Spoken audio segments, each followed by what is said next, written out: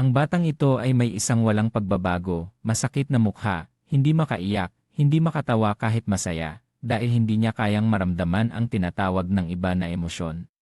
Dahil dito, ang mga bata ay natatakot sa kanya, tinuturing siyang halimaw at binansagan siyang the ghost of the 17 Yale Street.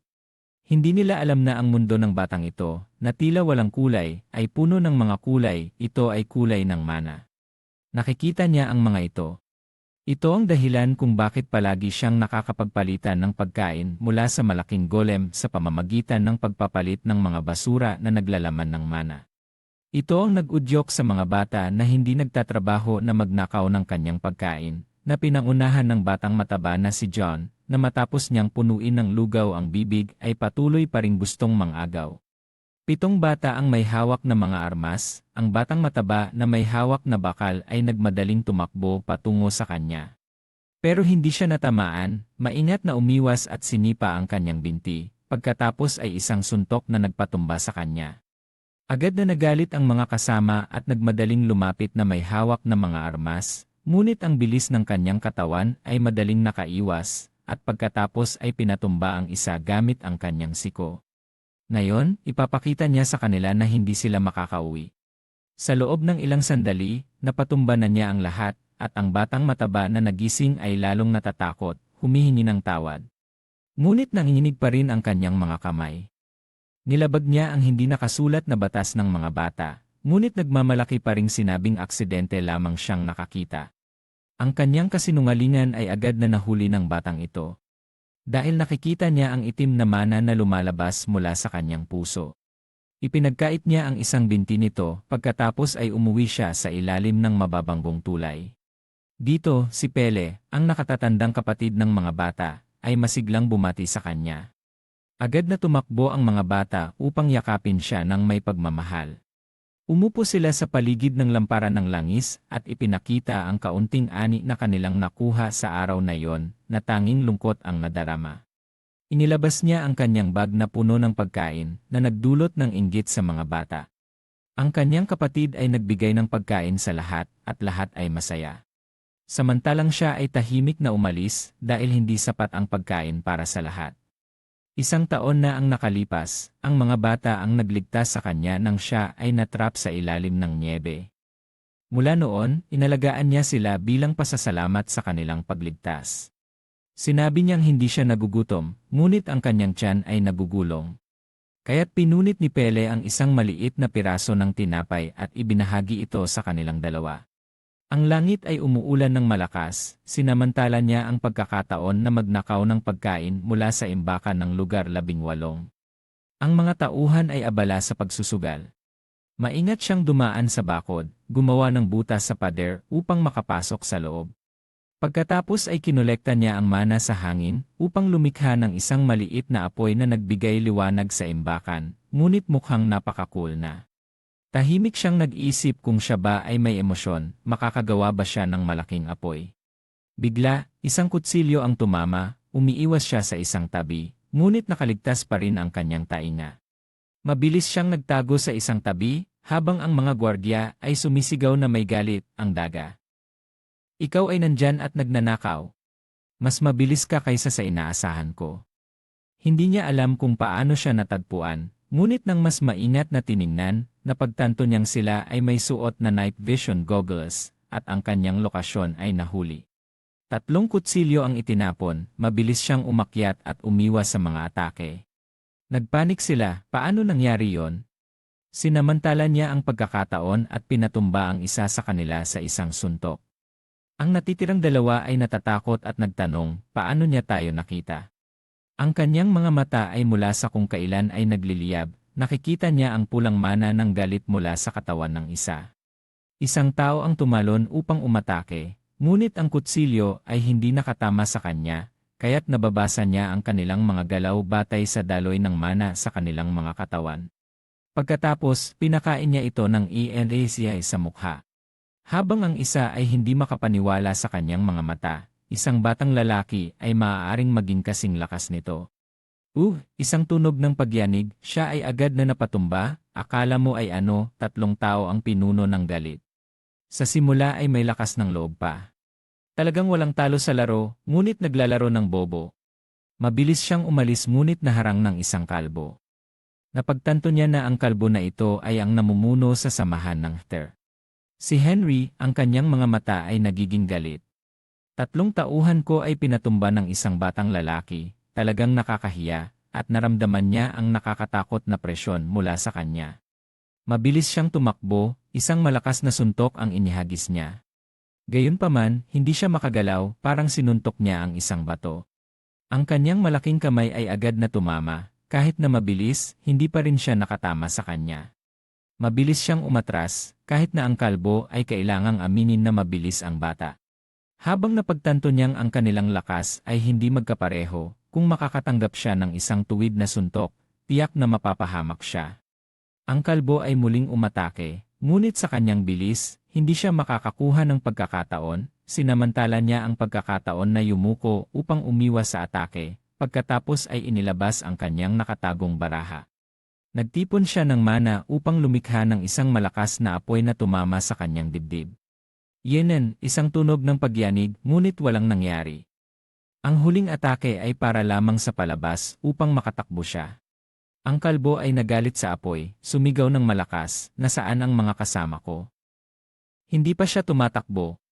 Sinimulan ng eksena ang kaguluhan, sila ay nagmamadaling naghahanap sa kanya. Sa ganitong takbo, hindi siya makakatakas. Kung mahuhuli siya, sa susunod na taon ay nakaupo siya sa bangko na nag-iisip ng masamang amoy. Sinamantala niya ang pagkakataon na maghagis ng isang bato sa pangunahing pintuan upang akitin sila palabas habang siya ay pumasok sa loob ng gubat. Bukod dito, kailangan din niyang alagaan ang mga bata bilang pasasalamat sa kanilang pagligtas. Patuloy siyang tumakbo hanggang sa maramdaman niyang nagsisimula ng mapagod ang kanyang katawan. Tumigil siya sa ilalim ng isang puno, humihingal, nakakunot ang noo na sinusubukang tukuyin ang direksyon, ngunit sa pagkakataong ito, hindi siya sinuwerte. Isang gwardiya ang nakakita sa kanya at sumigaw ng malakas, nandyan siya. Napalingon siya at nagulat, naisip na hindi ito maganda. Napalingon siya at nagulat, naisip na hindi ito maganda. Patuloy siyang tumakbo, patungo sa pinakamadilim na bahagi ng daan, dumaan sa mga makakapal na bushes. Habang tumatakbo, biglang bumagal ang kanyang mga hakbang, naubusan ang daan, at shit, bakit ang bilis nilang makakita? Isang gwardiya sa mga humahabol ang nakakita sa kanyang anino, tumayo siya sa harap. Isang iba pang gwardiya na nakakita sa mataas na barbed wire fence ay nagbiro, hey. Wala nang daan. Ang mga ito ay nagsimulang humugot ng mga armas mula sa kanilang mga kamay, hawak ang mga matutulis na kutsilyo, na nagbabantang ibigay mo ang ninakaw mo, o puputulin ko ang tiyan mo. Tinignan niya ang mga naggangalit na tao sa kanyang harapan, ngunit ang kanyang pinakapinapansin ay wala silang Hume kaya't may pagkakataon siyang makatakbo. Kung makakalaban siya sa malaking lalaking iyon, mag-aalala siya, ngunit para sa mga payat na ito, may pagkakataon pa rin siyang makatakas. Uminog siya, naghanda ng suntok. Ang mga pulang mana ay patuloy na umiikot sa kanyang mga kamay na nakapulupot na parang puti. Isang galit na tao ang tumakbo, nakapamiwang na sumigaw, bingi ka ba? Gumamit siya ng kutsilyo upang sumugod ngunit mabilis siyang nakaiwas. Ang daan ng kutsilyo ay nagbago, na nagdulot sa kanya na masaktan ang sarili. Kinuha niya ang braso ng kalaban at biglang nagbigay ng isang malakas na suntok. Ang taong iyon ay agad na napatumba, dumugo ang kanyang ilong. Ang mga iba ay nakita ang kanilang kasama na napatumba at galit na sumigaw, hayop. Isang tao ang tumakbo ngunit hindi pa siya nakakapag-atake ay nahawakan na siya sa pulso. Isang mainit na init mula sa kanyang kamay ang tila nag-aapoy sa kanya. Pinilpit niya ito, nahulog ang kutsilyo mula sa kanyang kamay, naramdaman ang lakas ng batang ito, nanginginig siyang patuloy na nagmumura, bakit siya ganito kalakas? Hindi siya nagbigay pansin, ang kanyang isa pang kamay ay nagtipon ng enerhiya na kulay dilaw na parang kidlat. Sa takot, ang kanyang mga mata, nagbigay siya ng isang suntok na sinamahan ng enerhiya ng kulog. Hanggang sa oras na ito, siya ay nakapagbigay ng isang malakas na sigaw bago siya bumagsak, ang kanyang ulo at balikat ay nasunog. Akala mo ay tapos na, ngunit mula sa malayo ay narinig ang sigaw, "Diyan!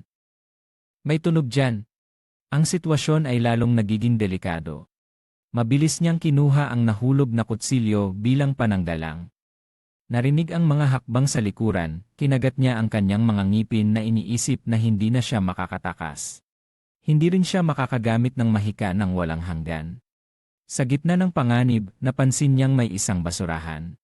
Nang ang mga gwardiya ay dumating sa lugar na kanyang nilinis, hindi nila ito napansin. Narinig niya ang mga sigaw mula sa malayo, "Shit, nasaan na siya? Huwag siyang mawala." Pagkalipas ng ilang sandali, unti-unting humina ang ingay sa labas, siya ay huminga ng maluwag. Narinig ang mga yapak na umaalis na, tiningnan ang paligid sa madilim na gabi. Tahimik na nag-isip si Day, sana mahuli niyo ako. Pero hindi ito ang unang pagkakataon na natutulog siya sa Hotel Nagniensaw. Nakatagilid sa mga sako pero nananatiling alerto, mahigpit na hawak ang kutsilyo sa kanyang kamay. Kung susundan siya sa tulay, mapapahamak ang mga bata. Isang grupo ng mga tao sa labas ang sumisigaw at naghahanap. Habang bumababa ang gabi, lalo pang bumigat ang ulan, at siya ay pagod na pagod na. Ang tunog ng ulan na bumabagsak sa labas ay nagpalubog sa kanyang mga talukap ng mata, at unti-unti siyang nakatulog. Kinabukasan, natigil na ang ulan mula sa nakaraang gabi, ngunit ang kalangitan ay nananatiling madilim sa mga makakapal na ulap. Nakaranas siya ng isang tahimik na gabi. Nang ang malabnaw na sikat ng araw ay pumasok sa siwang ng basurahan, unti-unting nagmulat ng mata si Day sa loob. "Nakatulog ako, sigurado akong wala ng tao."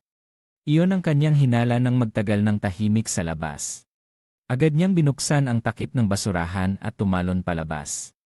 Nagulat siya nang marinig ang tinig na huli na. Sa harap niya, isang lalaking may suot na uniporme ng gwardiya ang lumapit. Ang kamay nito ay nakatago sa likod, mahigpit na hawak ang kutsilyo. Nakangiti siya nang may paghamak, "Buti na lang bumalik ako."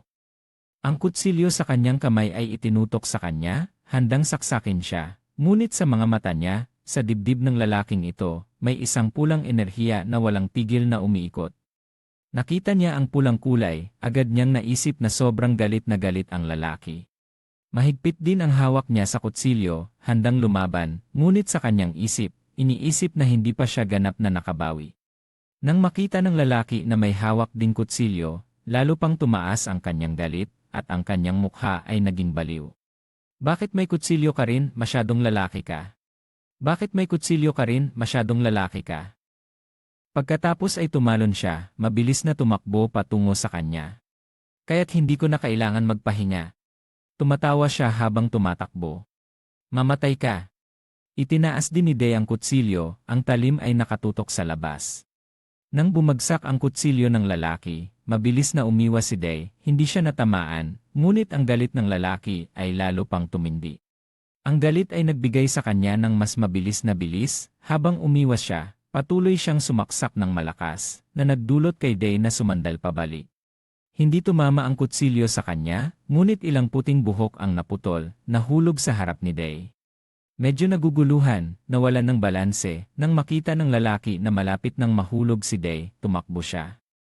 Ang kamay ni Day ay mataas, ang kutsilyo ay matalim, at ang kanyang mukha ay may nakakatakot na ngiti.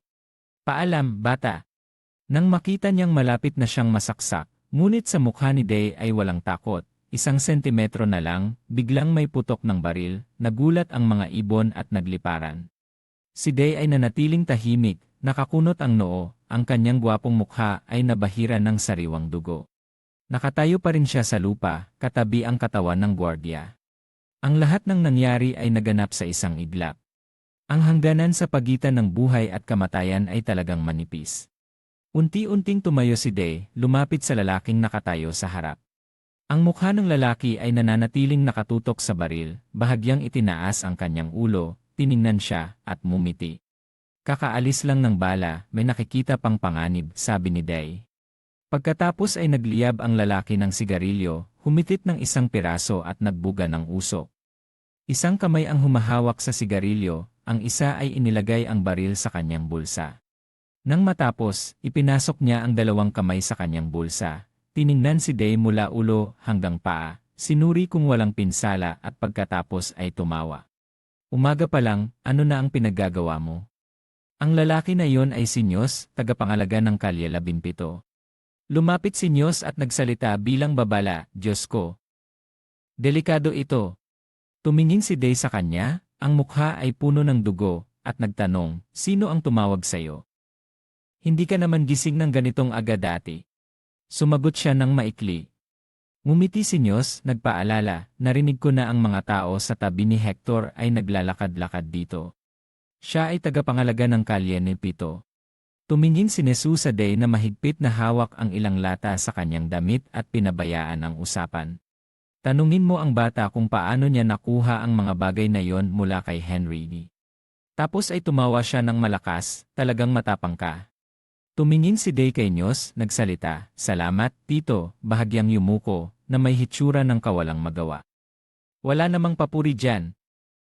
Nagpatuloy si Day. Talagang mahirap. Tumingala siya kay Nyos, lihim na iniisip na ang mga tao tulad ni Nyos ay mahirap harapin. Nakita niyang nag-init si Nyos ng sigarilyo, patuloy na nag-isip. Ang mga tao tulad niya ay may emosyon na napakababa na hindi kailanman mapupuno ang lalagyan. Nagsalita si Nyos, ganyan ang mangyayari, madaling mamatay. Hindi lahat ay makakagalaw. Si Day, na may malamig na tingin, sumagot, kung hindi kami kikilos, mamamatay kaming lahat sa gutom. Itinaas ni Nyos ang kamay upang ayusin ang kanyang buhok. Nagsabi, sige, nagbayad na ako ng utang dahil nailigtas mo ako. Pinutol ni Day, inangat ko kayo dahil akala ko ay isang bagay, hindi dahil sa balak kong iligtas kayo. Umiti si Nyos ng pilit, sige na. Sa anumang paraan, nailigtas na tayo ng bata. Sige, nagbayad na ako ng utang dahil nailigtas mo ako. Naalala niya ang halos isang taon na ang nakalipas.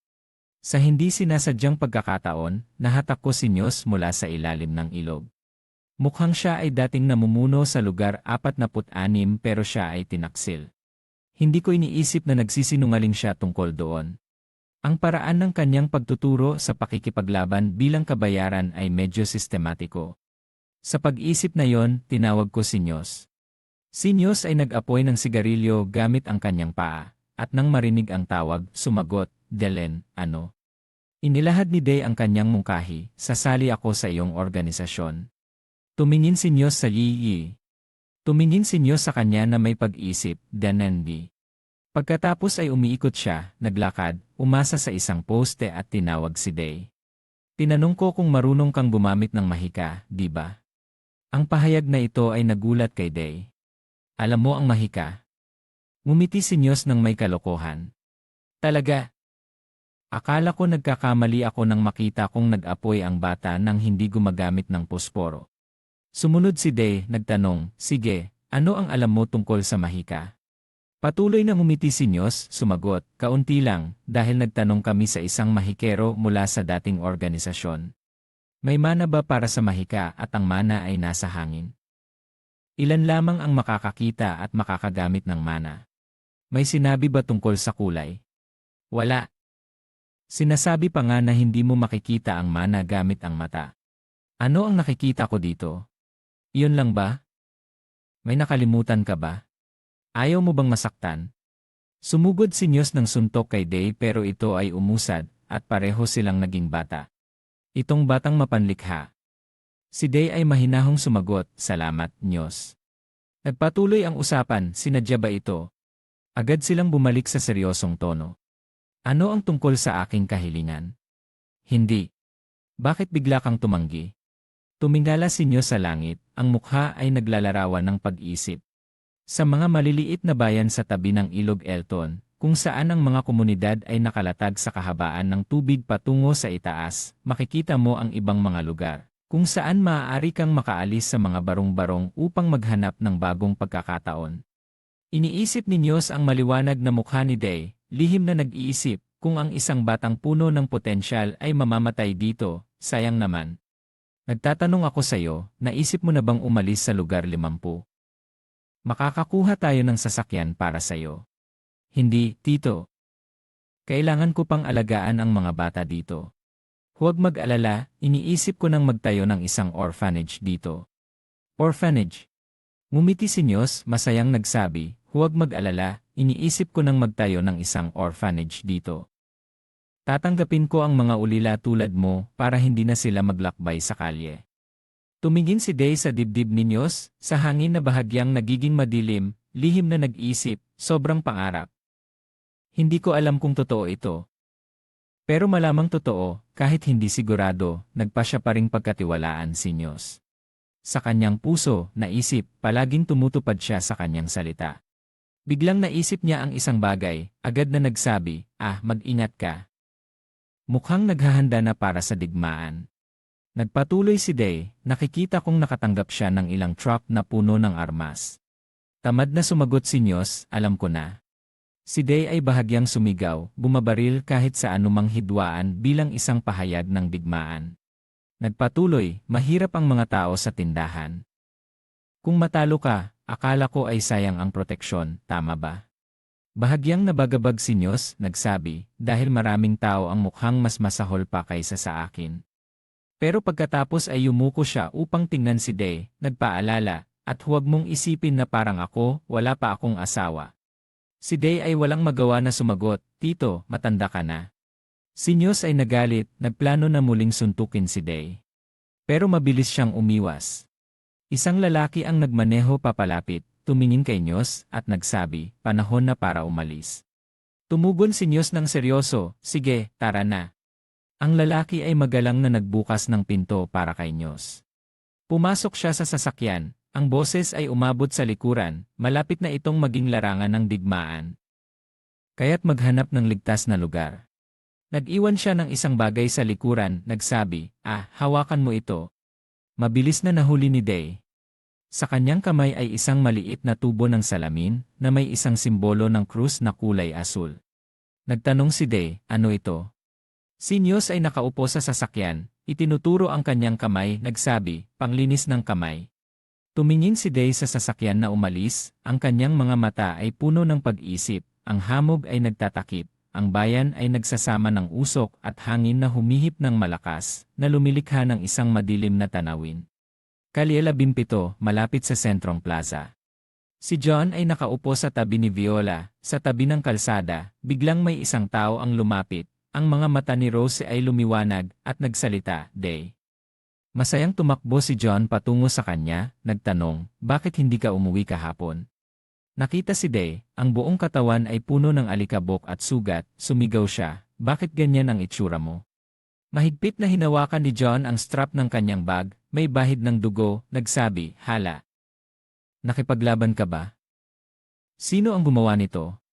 Bahagyang hinawakan ni Day ang kanyang balabal, tumingin at nagsabi, wala, nadapa lang ako.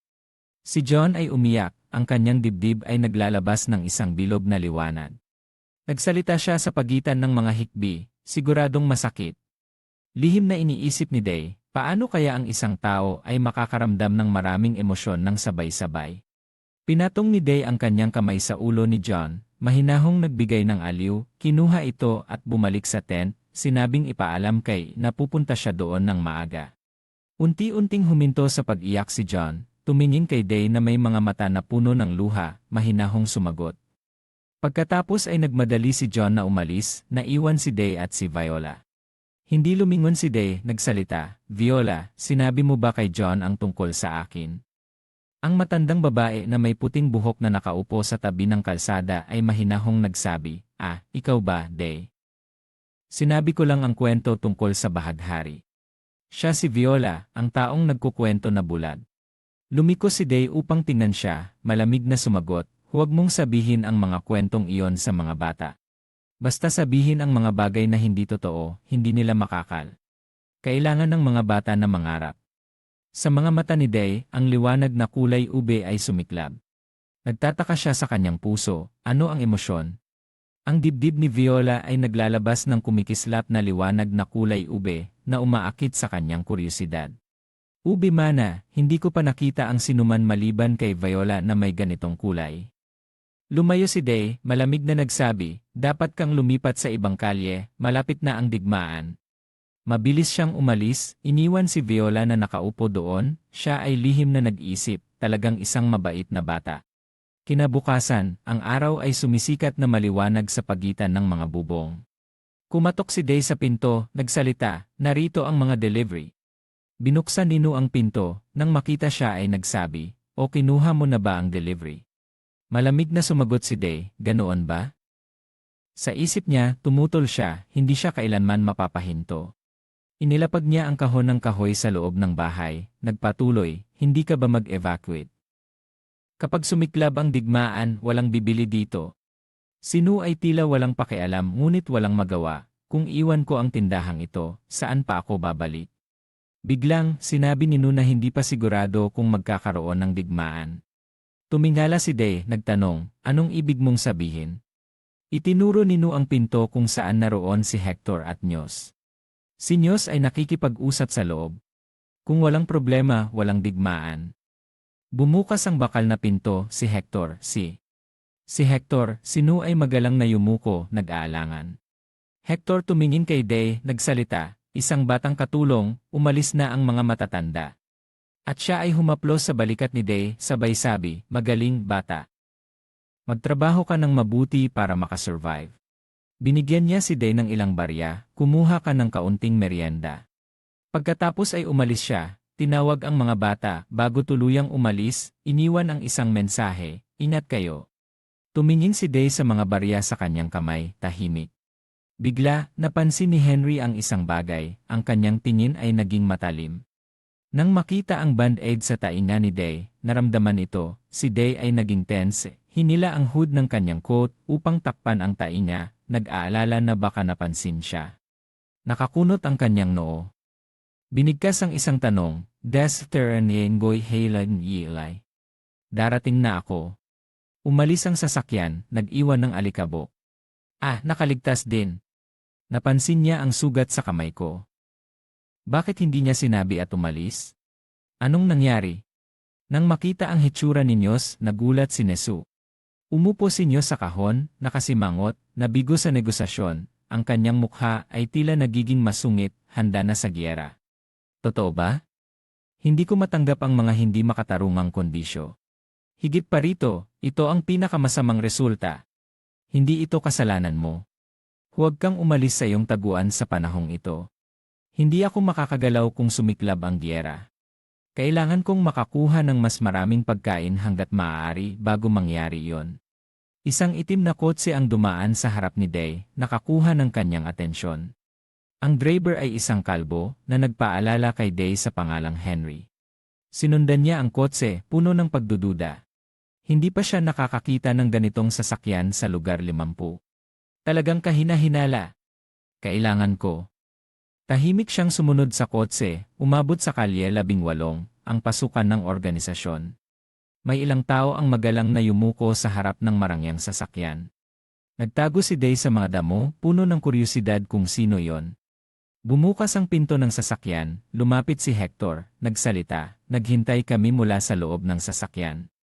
Isang lalaking may isang salamin sa mata, nakabihis ng maayos, ang lumabas na may malugod na boses, Ginoo, kami ay mag-asikaso sa inyo papasok, Ginoo.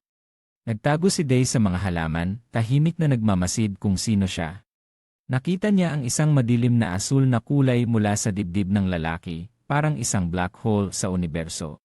Si Day ay tahimik na nag-isip, ang madilim na asul ay halos itim, isang malaking halaga ng mana, na labis na kapansin-pansin. Ang kulay na iyon ay mukhang mana ng golem kapag sila ay gumagalaw. Nakatuon ang kanyang tingin sa mana ng lalaki, puno ng mga tanong. Ano ang mga bilog sa paligid ng kanyang lalagyan?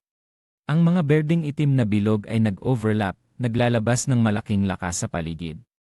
Ang mga bilog na iyon ay may maraming mana, parang ginagamit niya ang mga ito upang pigilan ang mana na tumakas. Nagtaka si Day, nag-isip, napakadelikado ng lalaking iyon, kailangan kong sabihin kay Nyos. Makalipas ang ilang sandali, sa kalye 17, ang organisasyon ni Nyos ay naglalabas ng mga kahon ng armas mula sa truck. Isa-isa, nagkamayan sila. Ang mga tao sa loob ay nagmamadaling ilipat ang mga armas, nagtatanungan, anong nangyari sa mga supply?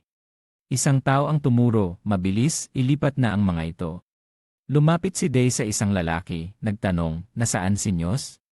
Nang makita siya, nagulat ang lalaki, paano ka nakapasok? Ang lalaki ay walang magawa na tumingin sa kanya, bata ito. Isang tao ang tumuro, paano ka nakapasok? Nagtanong si Day, nasaan si Nyos? Umalis na ang boss para maghanda para sa giyera, delikado, kaya umalis ka na rin. Walang pakialam na sinabi ni Day, ipaabot ito kay Nyos. Agad na nagtanong ang lalaki, ano yon? Ngunit sa isip ni Day, hindi niya maipahayag ang tungkol sa mana. Ang seryosong tinig ni Day ay umabot, sabihin mo sa kanya na mag-ingat sa lalaking may isang salamin sa mata. Sa isang lugar na sira-sira at luma, ang maulap na hangin ay kumakalat sa bawat sulok. Isang anino ang lumapit, tinitingnan ang mga bata na mahimbing na natutulog sa lupa, ang kanilang mga kumot ay magkakasama. Isang tinig ang umabot, hindi maaring magpatuloy ang digmaan. Umupo si Iray sa tabi, at nagpatuloy si Pale, ngunit hindi mo ba iniisip na matatapos ito sa loob ng isang linggo? Ang dalawang tao ay nagbulungan. Si Pale ay nagsalita, sino sa tingin mo ang mananalo? Sumagot si Iray, hindi ko alam, ang dalawang organisasyon ay medyo pantay. Bahagyang ibinaba niya ang kanyang ulo at nag-isip, ngunit dapat manalo ang Diyos para sa kaligtasan ng mga bata. Siya ay nag-aalala tungkol sa mga bata dito. Kung hindi mananalo ang Diyos sa digmaan na ito, ang mga batang lansangan ay ibebenta bilang mga alipin. Tumingin si Pale sa pader sa harap at mahinang nagsalita, tiyak na nagsimula na ang digmaan. Bigla, isang tunog ang nagpasindak sa kanilang dalawa, nag-alala. Si Iray ay agad na tumayo. Tinanong ni Pale, narinig mo ba yon? Agad na sumagot si Iray. Sabi ni Pale, hindi ko pa narinig ang ganitong bagay dati. Parehong nag-aalala ang dalawa, ang kanilang mga mata ay nakabukas ng malaki, tahimik na nag-isip. Napakakakaiba, mayroong hindi tama. Sa kalye 17, ang mga sundalo na may mga tensyonadong mukha ay nagpapaputok sa harapan. Bigla, may isang bagay na nagdulot sa kanila ng takot. Ang mga patak ng pawis ay puno sa mukha ng golem na lumitaw sa kanilang harapan. Ang mga mata nito ay kumikislap, nakatayo ng matatag, walang sugat mula sa mga bala kanina. Isang tao ang sumigaw, si Raulo. Kahit na walang naiwan na dent. Ang kasama niyang sundalo ay nagsalita. Bakit biglang nagalit ang golem na ito? Bigla, itinaas ng golem ang kamay. Isang alon ng itim na asul na lakas ang lumabas mula sa kanyang kamay, isang napakalakas na puwersa ang sumabog, humahampas sa harapan na parang isang bagyo. Ang malakas na apoy ay nagdulot sa kasama niyang sundalo na mawalan ng kalahating katawan. Siya ay nagulat at sumigaw, anong meron? Ang golem na may mga mata na kumikislap ngunit walang kaluluwa, ay hindi nagpakita ng kahit anong emosyon.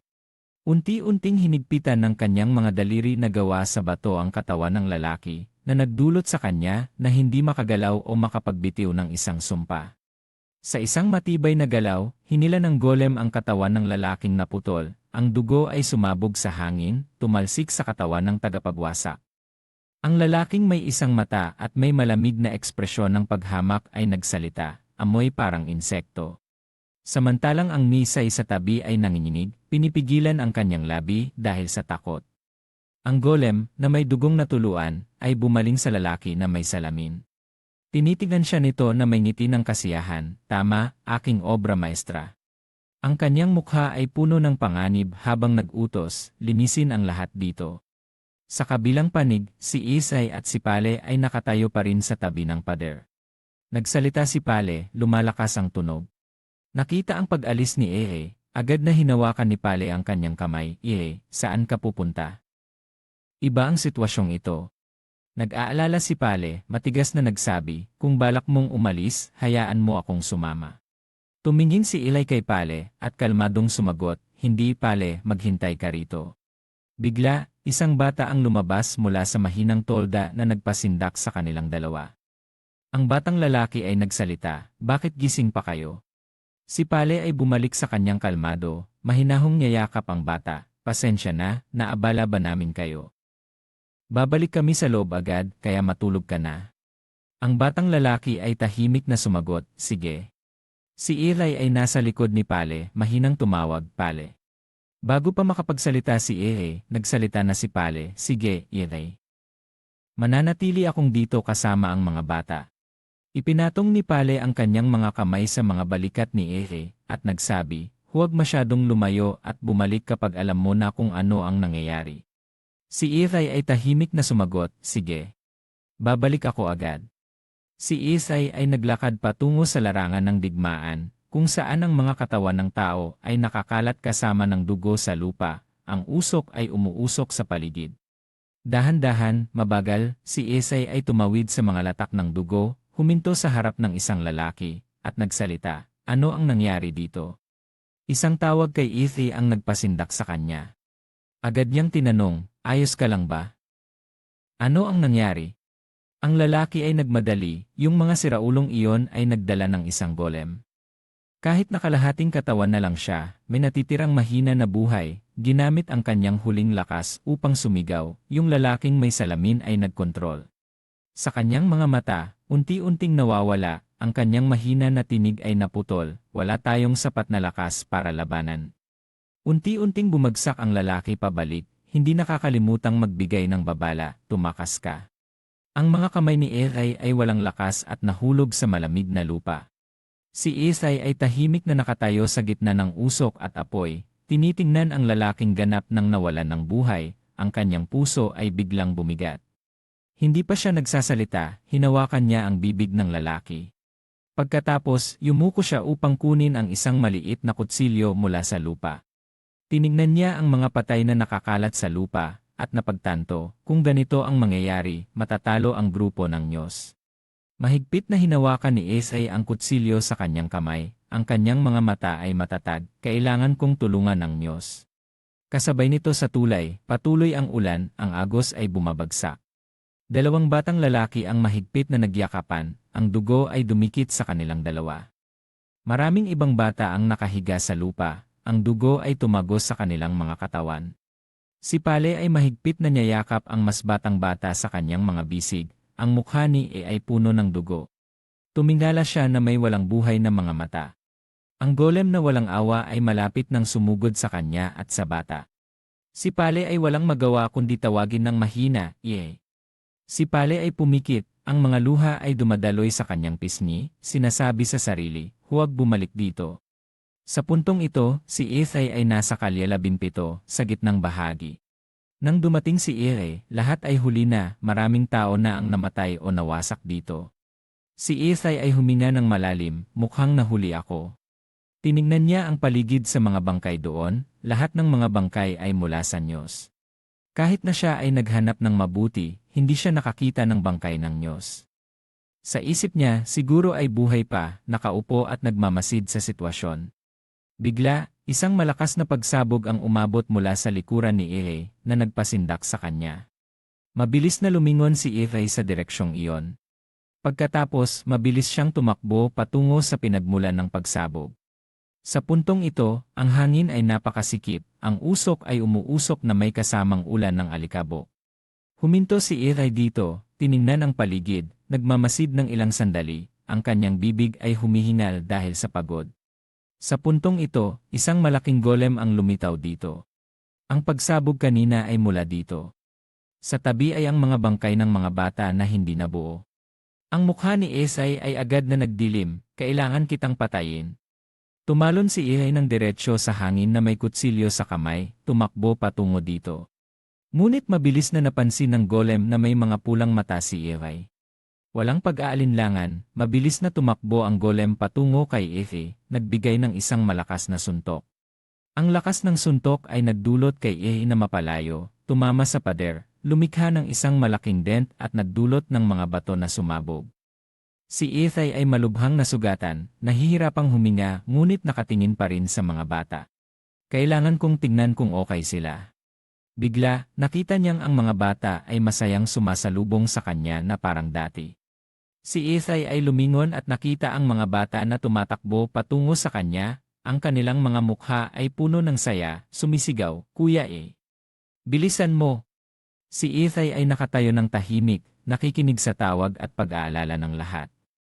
Ngunit bigla sinabi ni Pale, "E, ayaw naming bumalik ka." Napagtanto ni E na lahat ay ilusyon mula sa kanyang alaala. Ang masakit na katotohanan ay nasa kanyang harapan, tinatawag ang mga bata, Loren, Lena, Godon, Mel, Josephine.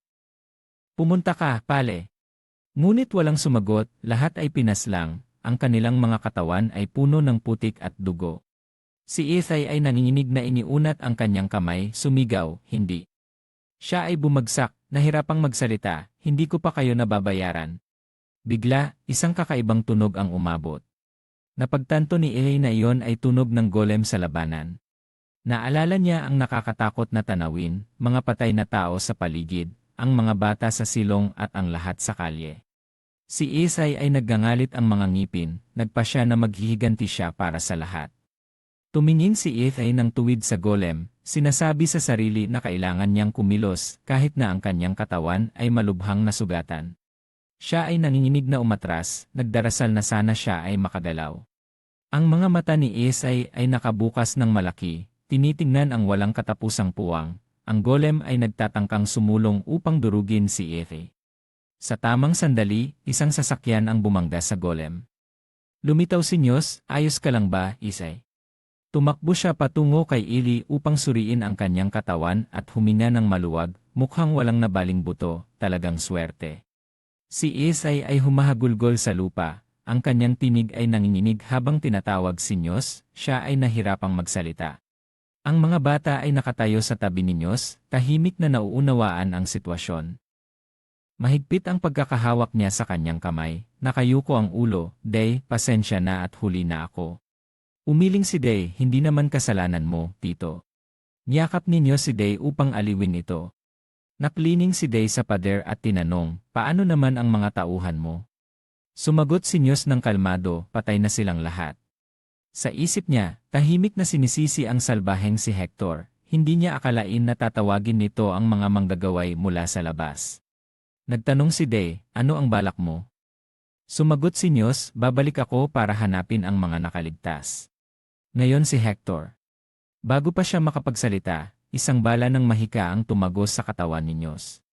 Nagulat si Day nang makita ang sugat sa katawan ni Nyos, sumigaw siya, Nyos! Nyos!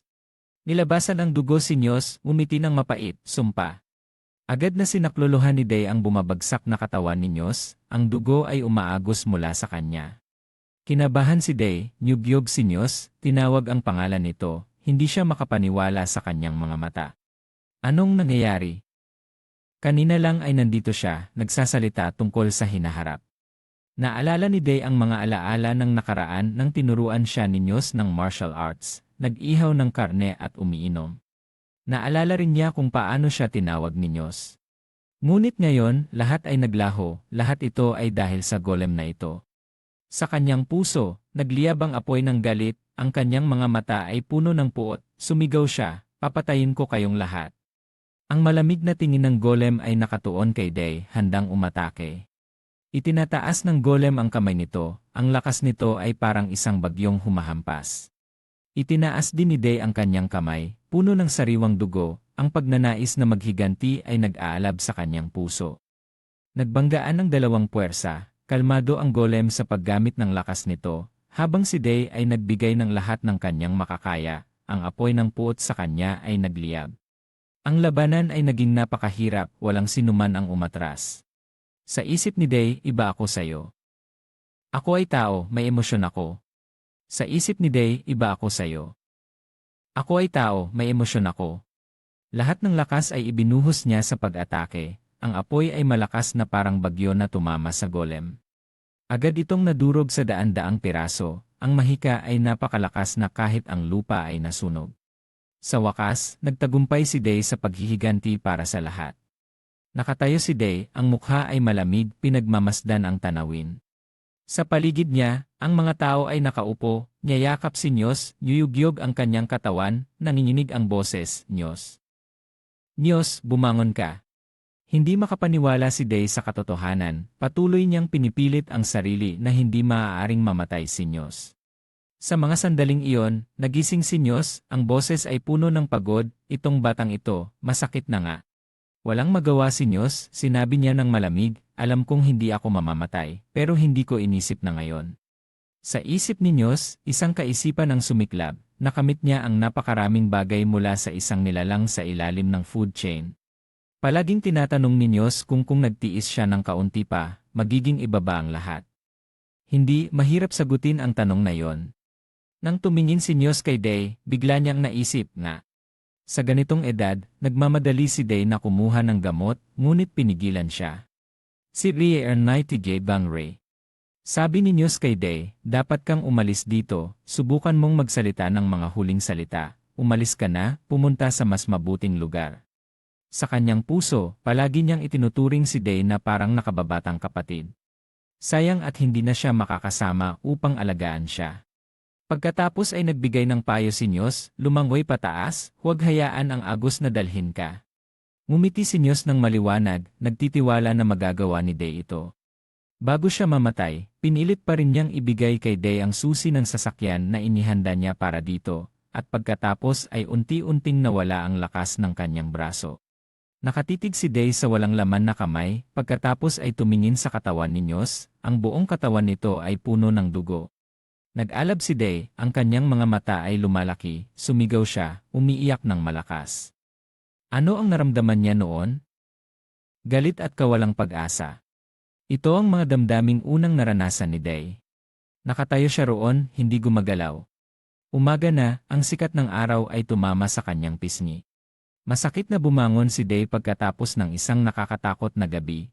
Tiningnan niya ang kanyang kamay, parang lahat ng nangyari ay isang mahabang panaginip.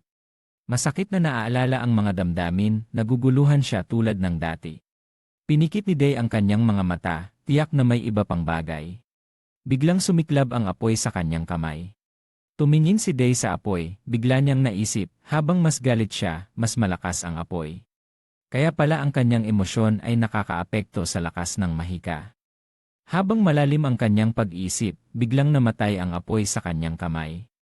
Si Day ay humawak sa kanyang ulo, bumuntong hininga sa pagkadismaya, naku, sobra na naman.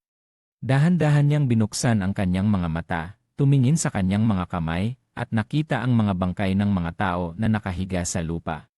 Sa kanyang puso, nag-aalab ang determinasyon na maghiganti. Isinuot niya ang kanyang sombrero mula sa suot na damit at nagpasya na. Kahit na kailangan niyang mamatay, ang dugong ibinuhos ay tiyak na babayaran ng dugong ibinuhos. Sa 17 Lee Street sa Central Plaza, ang mga bangkay ay maayos na nalinis.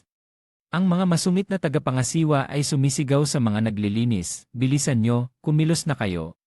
Ang paligid ay puno ng mga bulong-bulungan, nanalo na ang grupo ni Hector. Mukhang mas magiging mahirap ang buhay. Isang sundalo ang nagmamadaling nagpapaalala sa kanyang mga kasama. Ang taong nagsasalita ng malakas ay tila walang pakialam, ngunit ang isa ay bumaba ng boses, tama na, ayaw kong mamatay ng maaga. Samantalang si Day ay tahimik na nagmamasid, nakikinig sa buong pag-uusap ng mga ito. Mahigpit ang kanyang pagkakahawak sa kutsilyo, handang sumugod upang tapusin ang mga ito. Si Hector ay walang kaalam-alam, patuloy na nagbitiw ng masasamang salita, karapat-dapat lang na mamatay ang asong sinyos. Si Day ay nagtipo ng pulang mana, handang sumugod sa laban. Bigla, isang malaking kamay ang humawak sa balikat ni Day. Tigil, bata!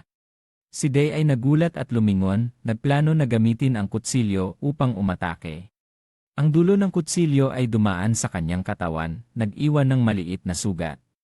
Sinubukan ni Gie na kalmahin si Day, magpakatatag ka. Ang mga mata ni Day ay puno ng galit, at siya ay bumubulong, yung ere na iyon. Determinado siyang tapusin ang taong iyon, nag-iisip, dapat mamatay ang lahat ng Si Day ay biglang sumugod, ang bilis ng kanyang pag-atake ay higit pa sa kay Mary. Ang kanyang mga galaw ay parang isang bagyong nagdadala ng mga sipa na tila ang ulo ng kanyang kalaban ay parang supot ng buhangin na tumatanggap ng mga suntok, kahit na ang karanasan sa labanan ni Day ay kalahating bahagi lamang ng sa kanya. Gayunpaman, ang mga atake ni Day ay napakabilis na nagulat si Ye. Anong uri ng kakaibang galaw ito? Si Ye ay nakatingin kay Day, napagtanto na ang batang ito ay hindi naman ganito kalakas noong nakaraang araw. Siya ay nasa isang ganap na defensibong posisyon, nag-iisip, kung ganito ang mangyayari, matatalo ako.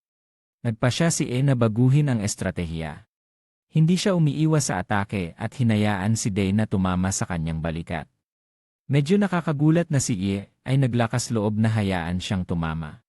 Bigla, hinawakan ni Gie ang damit ni Day at itinulak siya sa lupa. Pagkatapos, tinanong niya, hindi ka ba nag-iisip na mamatay para sa mga maliliit na bagay tulad ng paghihiganti? Si Day ay malinaw na ang multo ng 17 Gill Street.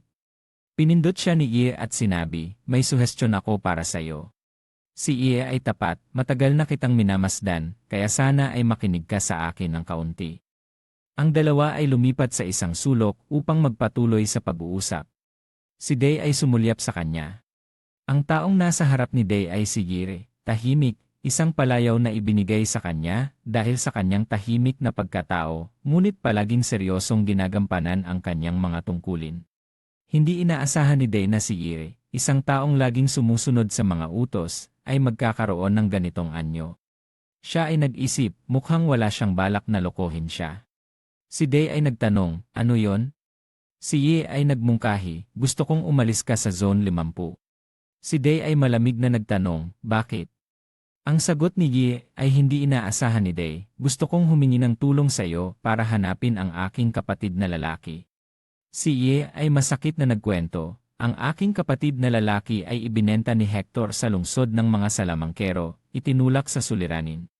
Si Ie ay nagbahagi ng buong sitwasyon at dahilan kung bakit siya pumili ng ganitong landas. Sinabi ni Hector na kung magtatrabaho ako ng mabuti sa ilalim niya sa loob ng 10 taon, ibibigay niya sa akin ang impormasyon tungkol sa aking kapatid, kaya't nagtrabaho ako para sa kanya. Ngayon, ang batang iyon ay tiyak na kasing edad mo. Si Day ay walang pakialam na sumagot, bakit ko dapat tanggapin ang kahilingang ito? Si Ye ay tila may sasabihin, ngunit si Day ay nagpatuloy, ikaw. Siya ay nagpatuloy, alam mong gumamit ng mahika, di ba? Ang pahayag na ito ay nagpasabog kay Day. Si Ye ay nagmadaling ipaliwanag, matapos ang laban sa bodega, alam ko at sigurado na. Sinabi niya ng may taos-pusong tono, sa kasalukuyan, alam mo lamang ang kaunting mahika, kaya hindi mo kayang talunin ang lahat. Ipinahayag ni Gi na palagi siyang may kasamang isang nakakatakot na salamangkero. Si Day ay nakatitig kay Gire, ang itim na mana ng takot ay nanginginig. Ang boses ni Gi ay nanginginig, ang salamangkero na iyon ay isang demonyo. Sinumang mangahas na pasakitan siya, siya ay magyelo. Kaya niyang patayin ang isang tao na namatay kamakailan sa pamamagitan ng paglikha ng isang bilog ng mga bula ng tubig sa kanyang ulo. Si Ie ay nagkomento, si Hesta ay hindi lamang napakalakas kundi isa ring malamig at walang pusong tao. Siya ay nag-udyok, umalis ka na dito. Kung gusto mong maghiganti, kailangan mo munang mabuhay. Si Day ay nag-isip, ang kanyang ulo ay tila matalino. Si Day ay tapat na umamin, wala akong formal na pagsasanay kaya't umaasa lamang ako sa aking pakiramdam. Ang aking kalaban ay isang tunay na dalubhasa, wala akong pagkakataon. Si Ie ay nagpatuloy, narinig ko na ang lungsod ng mga salamangkero ay nasa itaas ng ilog Elton at tanging mga salamangkero lamang ang pinapayagang pumasok. Siya ay kumuha ng isang bungkos ng pera mula sa kanyang bulsa, mahigpit na hawak ito ang perang itinipid ko sa buong buhay ko. Nandito ang isang piraso ng papel na may pangalan at katangian ng aking kapatid na lalaki. Si Day ay nagulat sa ginawa ni Gie. Naniniwala ka bang ibigay sa akin ang perang ito? Baka hindi ko tuparin ang aking pangako. Si Ie ay tiwala na sumagot, naiintindihan ko ang iyong pagkatao, hindi ka tao na hindi tumutupad sa pangako. Siya ay nagdagdag, ayon sa aking pagmamasid, tiyak na mayroon kang kakayahang makapunta sa mas mataas na zone. Ibinigay niya ang buong halaga ng pera kay Day, pinasigla siya, kaya mo yan. Parang naramdaman niya ang tiwala na katulad ng sa kanyang tiyuhin. Si Day ay tumingin ng diretsyo sa mga mata ni Gire. Tahimik na naghintay ng ilang sandali, si Ie ay nag-udyok, darating na ang iba pang mga kasapi dito. Nang magpa siya na umalis, si Day ay tumango, ngunit nagbigay ng kondisyon, mayroon akong isang kahilingan. Sinabi niya kay Gie, ayusin mo muna ang mga bangkay ng mga tao sa ilalim ng lupa, saka ako makakapaglakbay upang hanapin sila. Si Ie ay agad na pumayag, sige, sisiguraduhin ko. Si Day ay humarap, naglakad na malamig na nagsabi, hintayin mo ako. Nangako siya kay Gie, babalik ako sa kanto ng mga kalye. Si Day ay humihinal pagkatapos ng mahabang takbo, pinunasan ang pawis sa kanyang baba, at nagpasalamat, ayos, walang sumunod sa akin. Si Day ay tumayo sa harap ni Yenje, Viola, ang taong kanyang hinahanap. Tinanong niya ng direkta, Yenje, Viola, may tanong ako. Wala ng oras, mangyaring sumagot ng mabilis. Si NJ, Viola ay ngumiti. Ano ang gusto mong itanong? Tinanong ni Day ang tungkol sa kwento ng bahaghari, totoo ba ito? Kung makikita ko ang bahaghari, makakakuha ba ako ng isang hiling? Naalala niya ang pag-uusap kay Johnny nang banggitin ng batang iyon ang bahaghari. Siya ay nag-isip, totoo ang bahaghari. Si Day ay nagtanong, ano ang bahaghari? Ito ay isang makulay na guhit na lumalabas sa langit pagkatapos ng ulan, maganda tulad ng isang donut na kinagat. Kung makararating ka sa lugar kung saan tumatama ang bahaghari sa lupa, maaari kang humiling ng isang kamanghamanghang bagay, di ba? Kahit na hindi mo maipagkaloob ang hiling, ang bahaghari ay umiiral pa rin. Si Day ay tahimik na nagmasid kay Yenje, Viola, ang mana niya ay purong kulay lila, walang anumang paggalaw. Siya ay nag-isip kung siya ay nagsisinungaling, ngunit walang batayan upang magduda. Si Day ay nagtanong kay Yenje, Viola, kung makikita ko ang bahaghari, maaari ko bang buhayin ang mga patay? Sino ang nakakaalam? Sinasabi ng mga tao na ang anumang imposible ay maaaring maging posible. Si Day ay nandoon na naguguluhan. Gayunpaman, walang nakakaalam kung nasaan ang bahaghari. Marahil ito ay nasa isang napakalayong lugar. Siya ay tumango, yumuko ng kaunti upang magpasalamat kay Yenye, Viola bago umalis. Siya ay nagbigay babala, mas mabuti, dapat kang umalis sa ibang lugar. Sa labas ng Zone 50, si Day ay nakarating sa lokasyon na itinuro ninyo sa papel. May nakasulat na bahay na berde na abandonado sa tabi ng puting bahay. Isang puting sasakyan ang biglang huminto. Si Day ay nag-isip, narito na. Naalala niya ang sinabi ni Nyos, kahit papaano, makakapaghanda tayo ng sasakyan. Sa palagay ni Day, mukhang nag-iwan si Nyos ng isang sasakyan na may 4 na upuan. Binuksan ni Day ang pinto ng sasakyan, ngunit walang lalaking nagtanong mula sa kahit saan, ikaw ba ang batang utusan ni Nyos May utos ka bang kunin ang sasakyan na ito, patuloy niya. Asan si Nyos? Si Day ay nag-isip. Akala niya ay nakatakas na siya mula kay Hector. Hindi na siya pwedeng mag-aksaya ng oras, mabilis niyang kinuha ang isang bakal na pangbukas upang buksan ang pinto ng sasakyan habang ang lalaki ay nagiging alerto. Mabilis na binuksan ni Day ang pinto, pumasok sa sasakyan, ngunit ang lalaki ay agad na sumugod, sumigaw, saan ka pupunta? Si Day ay nakaupo ng matatag sa driver's seat, sinara ang pinto ng mahigpit. Ang lalaki ay nakarating sa pinto ng si Day ay handang isara ito. Siya ay lumuhod at sinubukang hawakan ang pinto, sumisigaw, buksan mo ang pinto. Ang dalawa ay naglaban sa loob ng ilang sandali. Si Day ay nag-isip na siya ay nagamit na ng masyadong maraming mana, ang kanyang mana sa pagpapalakas ay malapit nang maubos. Nagsimula siyang tumutok sa paggamit ng mahika ng apoy, ibinuhos ang lahat ng natitirang lakas upang umatake gamit ang isang bola ng apoy na naipon sa dulo ng kanyang dalawang daliri. Sa isang iglap, ito ay pinaputok na parang bala na sa kanyang katawan. Ang kalaban ay nahagis palayo. Sa pagkakataong iyon, mabilis na pinindot ni Day ang accelerator ng sasakyan na may 4 na upuan at umarangkada ng mabilis. Huminga si Day ng maluwag, sa wakas ay nakatakas na siya mula sa Zone 50. Patuloy na bumabagtas ang sasakyan sa daan hanggang sa huminto sa isang lugar na wasak. Bumaba si Day mula sa sasakyan, binuksan ang trunk at nagulat sa mga bagay na nasa loob. Sa dami ng mga gamit, hindi niya maiwasang magtanong, ang galing ng paghahanda mo. Napabuntong hininga si Day, kung magpapatuloy siya sa ganitong bilis, hindi siya makararating sa susunod na zone bukas. Madilim na, kaya't nagpa siya si Day na mag-apoy upang magpahinga sa magdamag, determinado na makahanap ng karagdagang impormasyon tungkol sa mahika bago ipagpatuloy ang kanyang paglalakbay. Labis na naguguluhan si Day, ang tanging alam niya pagkatapos ng mahabang panahon ng pag-aaral ay may 2 uri ng mana. Ang pulang mana ay maaari niyang gamitin agad ng walang paghahanda, habang ang isa ay kailangang ihalo ang mga kulay. Nagsimula siyang umupo at magnilay, ang mana ay hindi madaling kontrolin, ngunit kung ilalagay ang emosyon, maaari niyang mas mahusay na magamit ang tamang uri ng mana. Naalala niya ang galit, nakatuon dito at ang pulang mahika ay sumiklab. Ngunit pagkatapos ng ilang sandali, ito ay muling naubos.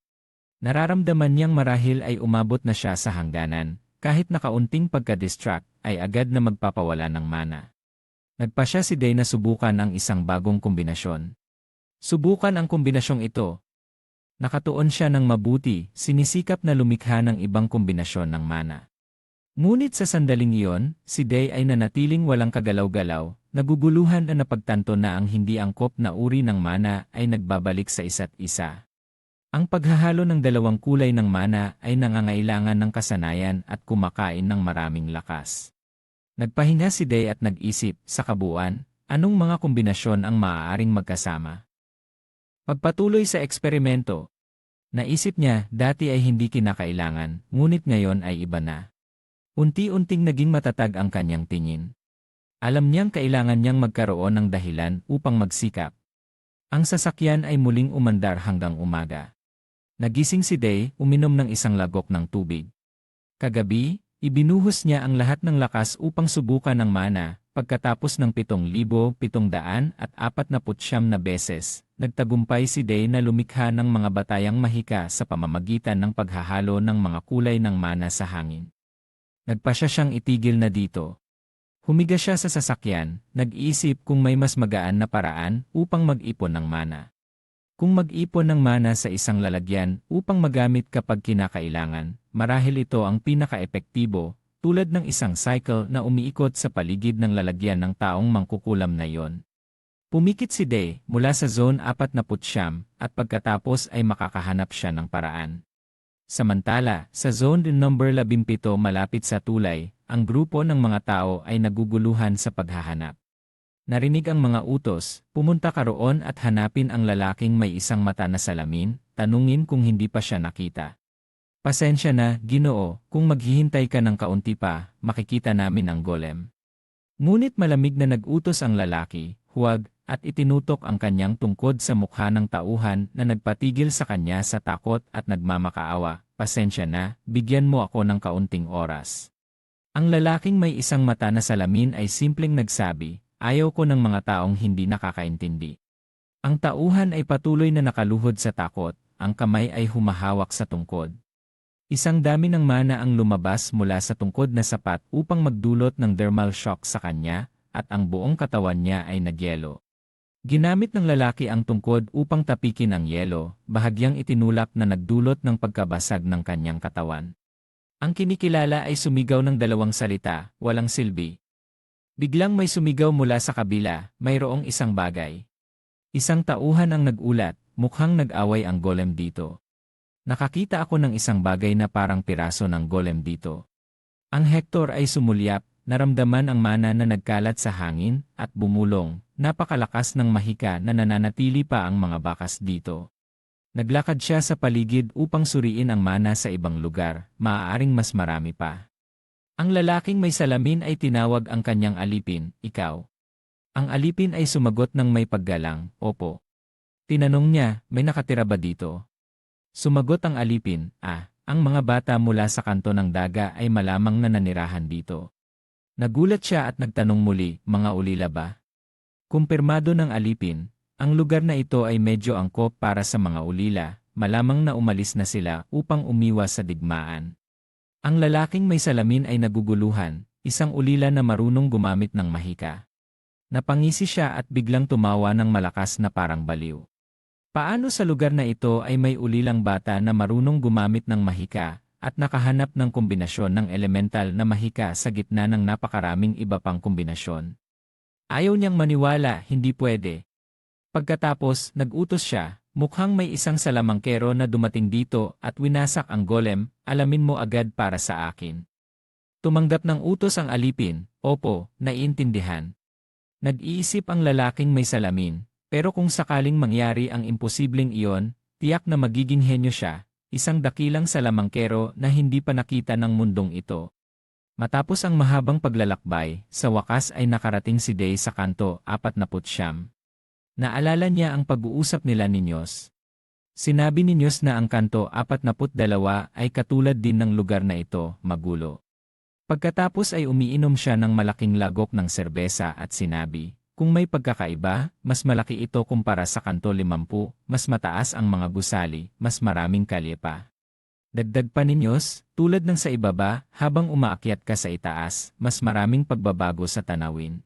Sa kanto 49, napasigaw si Day, sobrang laki. Tiningnan niya ang paligid ngunit hindi siya makakita ng anumang golem o baka sa kanto 50 lang ito. Nagtataka siya sa mataong kalye, ang tunog ng mga tawanan at negosasyon ay umaabot sa kanyang mga tainga.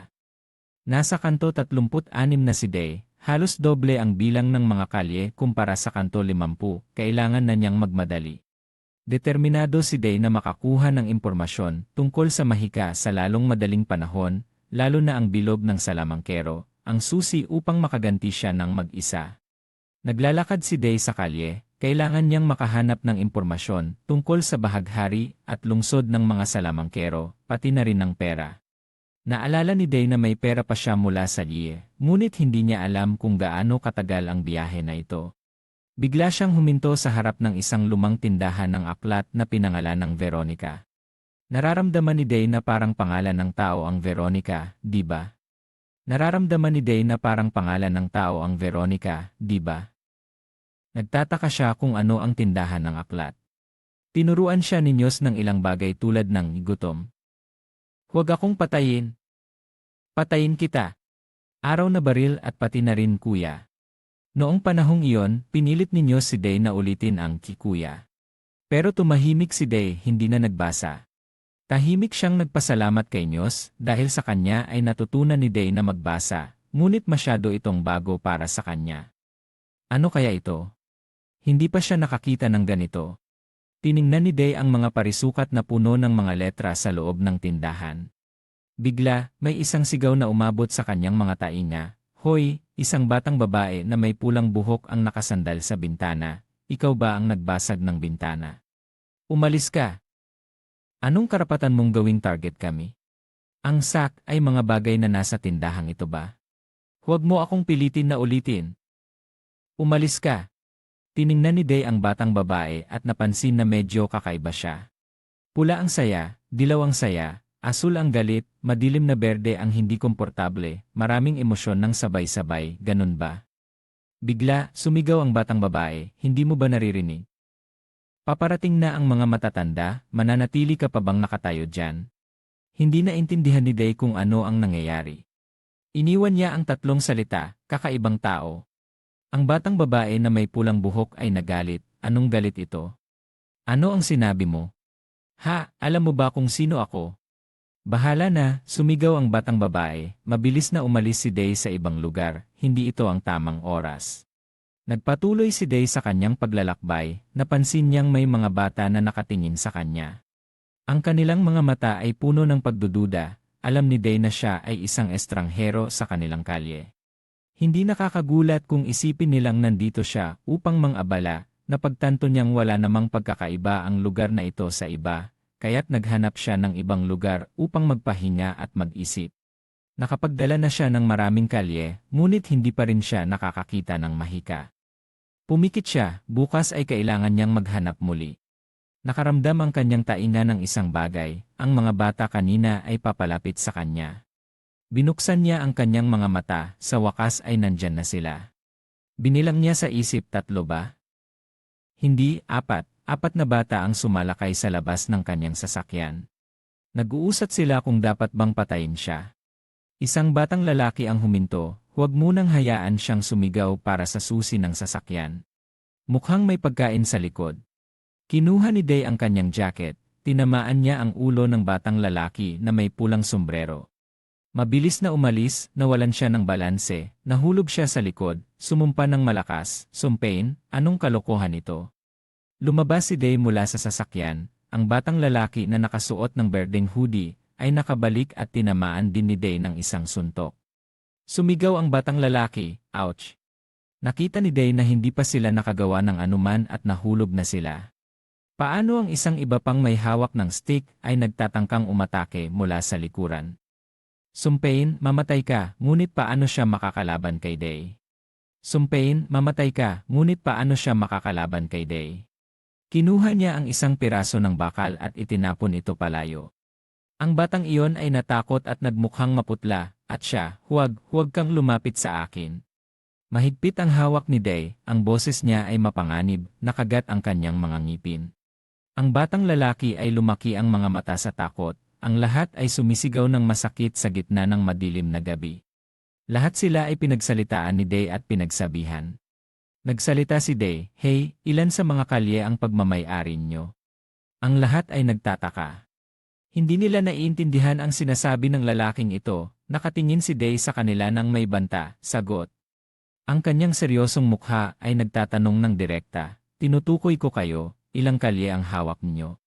Ang batang may sombrero na may kulay abuhing mukha ay pilit na pinipigilan ang kanyang bibig, ngunit hindi makapagsalita.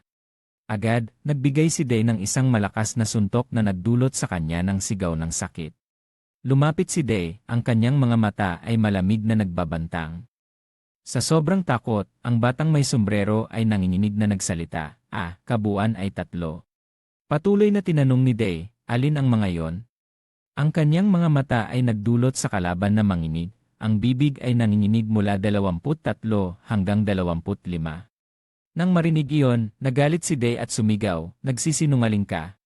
Tumingin siya sa lalagyan ng asul na dugo niya at tinapakan ang kanyang kamay na nagdulot sa kanya ng malakas na sigaw. Ang kanyang sigaw ay nagdulot sa 2 batang nakaupo sa tabi na nanginginig at nagmamakaawa, patawad, pakiusap ay patawarin mo ako." Tinignan ni Day ang mga ito at bumalik sa pagtatanong, "Ikaw?" "Hawak namin ang 14 na nadaan at may kabuang 52 na miyembro." Yumuko si Day, nanginginig na nagsabi, "Ang aming leader ay si Cedric, ang aming base ay isang abandonadong pabrika."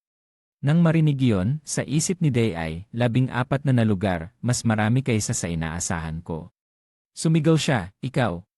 Si Nilo ay nagulat at sumagot, "Opo." Tinanong ni Day, "Ano ang pangalan mo?" Si Nilo ay naguguluhan, "Nilo po." Tumango si Day, "Sige, Nilo. Anong utos ng leader sa inyo?"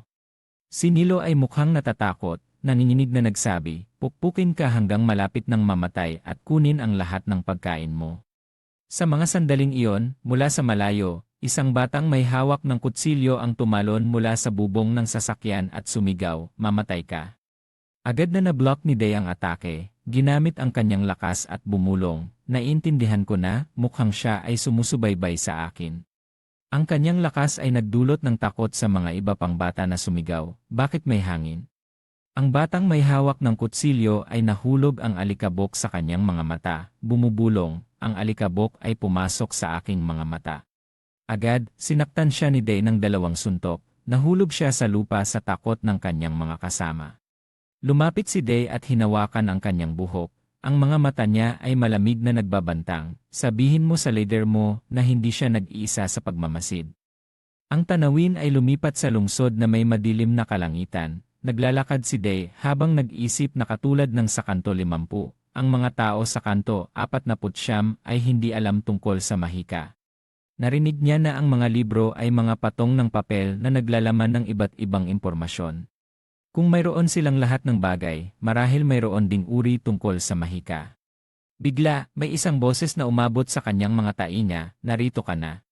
Isang batang buli kasama ang kanyang mga kasama ang lumapit at nagsabi, "Maaari ka bang sumama sa amin?" Tiningnan ni Day sila, nagiging maingat. Patuloy na nagsalita ang isa, "Hindi kami nandito upang makipaglaban, mag-relax ka." Tinanong ni Day, "Kayo ba ang mga kasama ng mga batang naghanap sa akin kahapon?" Tumango ang isa, "Pinalo mo si John at si Mika hanggang sa halos mamatay kagabi sa isang napaka-epikong paraan. Iyan ang dahilan kung bakit napansin ka ng boss, talagang magaling kang makipaglaban." Binuksan niya ang papel, naguguluhan na nagtanong sa kanyang mga kasama, "Hey, alam niyo bang paano basahin ito?" Ang mga tao sa tabi ay umiling, "Hindi namin kayang basahin ang sulat." Isang tao ang huminga ng malalim, sinabi niya na ipaalam namin sa iyo ang eksaktong nakasulat dito." Kinuha ni Day ang piraso ng papel at sinabi, "Ibigay mo sa akin, kaya kong basahin ito." Ang isa sa kanila ay nagulat, "Alam mo bang magbasa?" Si Day ay nag-angat ng kamay sa kanyang balakang at malamig na sumagot, medyo." Ang iba ay nagbulungan, paano siya marunong magbasa? Hindi ba siya isang batang kalye? Tanging ang boss at si Weber lang ang marunong magbasa. Nakasulat sa papel, "Magtrabaho ka para sa akin, hindi kita papabayaan na mamatay sa gutom." Tinanong ng isa, "Ano ang nakasulat doon?" Si Day ay nagtanong ng direkta, "Paano kayo pumipili ng leader?" Ang isa ay naguguluhan na sumagot, "Ano?" Si Day ay matiisin na inulit, tinanong ko kung paano kayo pumipili ng leader mula sa inyong grupo. Nang marinig ito, siya ay sumagot, sa pamamagitan ng laban, ang pinakamalakas ang nagiging leader. Iyon ang ibig kong sabihin, boss. Tumango si Day, lumapit at sinabi, sige, tara na. Ang isa ay nagulat na nagtanong, ano? Saan tayo pupunta? Si Day ay lumingon ng kalmado at sumagot, pupunta tayo upang makilala ang leader ng lahat. Kaagad silang naroon sa abandonadong pabrika ng grupo ni Cedric. Itinuro ng isa ang gusali at sinabi, dito. Pagkatapos ay binuksan niya ang pinto, unti-unting pumasok ang grupo. Dahan-dahang nagsara ang pinto, at ang ilaw sa silid ay umilaw. Nagsalita ang leader, ikaw pala yon? Si Day ay nanatiling tahimik, si Cedric ay tumayo at nagpakilala, kamusta, ako si Cedric. Sumagot si Day, ako si Day. Biglang napansin ni Day ang singsing sa kamay ni Cedric at nag-isip, ang mana ay nagmumula sa singsing na ito, hindi pa ako nakakita ng ganitong bagay. Inanyayahan ni Isay si Day na umupo at sinabi, umupo ka, inanyayahan kita dito hindi bilang kaaway kundi bilang isang espesyal na bisita. Kalmado na umupo si Day habang ang mga tauhan ay patuloy na nakatitig sa kanya. Sa isip ni Day, gusto niyang patunayan ang kanyang kapangyarihan. Hindi siya mas matanda sa akin, ngunit ang kanyang kakayahan sa pamumuno ay kahanga-hanga. Nagpatuloy si Cedric, mas gusto kita nang makilala kita ng personal. Mayroon kang matibay na espiritu. Saan ka galing? Narinig kong dumating ka dito sa sasakyan. Kalmado na sumagot si Day, lugar 50. Ang lahat ng mga tauhan ay nagulat, nag-usap-usap, baliw ba siya? Wala pang narinig na sinuman mula sa lugar ng 50. Narinig ko na ang mga mas mataas na lugar ay napakalayo. Siya ba ay nagmaneho dito? Napakakakaiba. Agad na nag-utos si Cedric, tama na. Tumingin si Gisile kay Day na may kasiyahan. Kung totoo iyon, talagang mahirap paniwalaan. May potensyal ka na lampasan ang aming organisasyon. Tinanong ni Day, organisasyon. Tumango si Sir. Kami ay isang organisasyon at nagbabalak na sumali sa isang mas malaking organisasyon. Isang organisasyon na tinatawag na RedMet na kilalang-kilala sa lugar 45. Makakatanggap kami ng pahintulot na sumali kapag mayroon kaming sapat na 60 miyembro. Masiglang sinabi ni Nise, ano sa tingin mo? Ang dahilan na yon ay sapat na ba para sumali ka? Ito ay isang pagkakataon upang itaas ang iyong katayuan. Sumagot si Day, talagang isang kawili-wiling kwento. Ang sumali sa isang grupo ay hindi mahirap.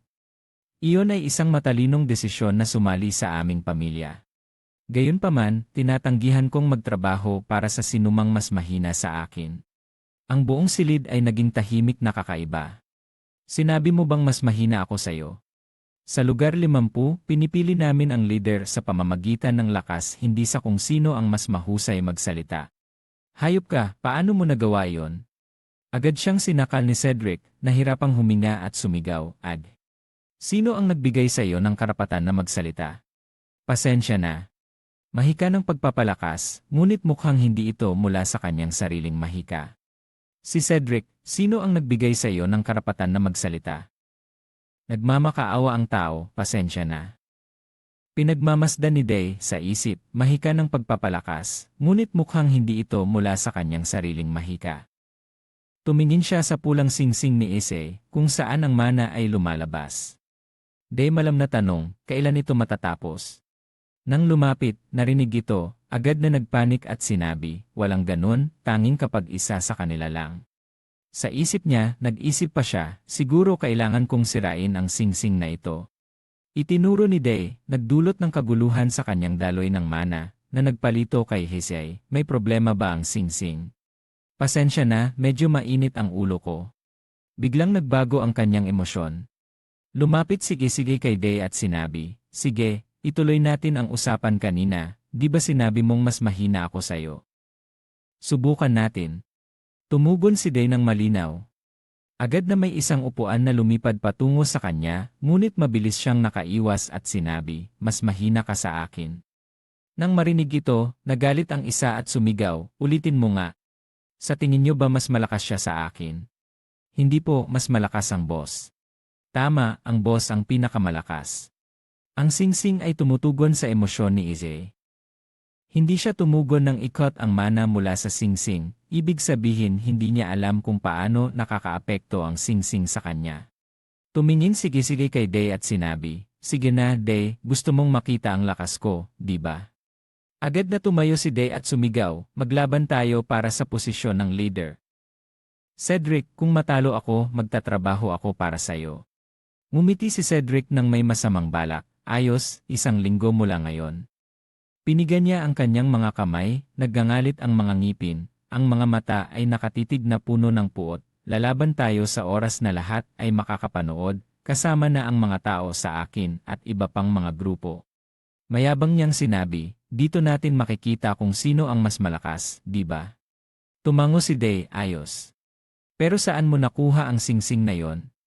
Ngumiti si Cedric nang may masamang balak, "Kapag natalo mo ako, malalaman mo." Pagkatapos ay idinagdag niya, "Pero walang ganong pagkakataon." Lumipat ang eksena sa susunod na araw, naglalakad si Day sa daan habang iniisip ang singsing na yon. Ano kaya yon? Biglang may nagtatangkang sumugod mula sa likuran. Mabilis na naharang ni Day ang kamao ng isa. Isang grupo na may mga batong nagbiro, "O, nahuli ka. Sino ang nagbigay sa iyo ng pahintulot na maglakad dito?" Isang tao sa grupo ang nagsabi, "Siguradong nawala ka na sa katinuan, Day." Napapaligiran, sinabi ng iba, "Huwag mong isipin na makakatakas ka sa aming teritoryo para ayusin ang iyong asal. Huwag mong isipin na makakatakas ka sa aming teritoryo para ayusin ang iyong asal." Nakaramdam si Day ng labis na inis, sumigaw siya, "Tumahimik ka." Pagkatapos ay pumasok sa posisyon, sugod na. Ilang minuto lamang, nawasak na ni Day ang lahat ng mga sundalo. Sa isip niya, saan man ako magpunta, palaging may gustong makipag-away sa akin, siguro dahil kumalat na ang balita tungkol sa akin at kay Siri. Patuloy na nag-isip si Day, kahit na ang grupo ni ECA ay hindi basta-basta makikialam, ang ibang mga grupo ay gagawa ng gusto nila, dahil ang mga estranghero na naglalakad sa kanilang lupa ng walang takot ay nakakasira sa kanilang dangal. Ang ibang mga grupo ay nagmamasid na rin sa kanya. Pinunasan niya ang dugo sa kanyang mukha, iniisip na lahat ay ayon sa plano. Nag-isip si Day, habang ginagamit ko ang mahika, lalakas ito. Isang suntok lang ay kayang itulak ang kalaban. Pinigan niya ang kanyang kamay, sa isip, mas maraming karanasan, mas mabilis ang pagbigkas ng mga incantation, at mas kaunting enerhiya ang kailangan.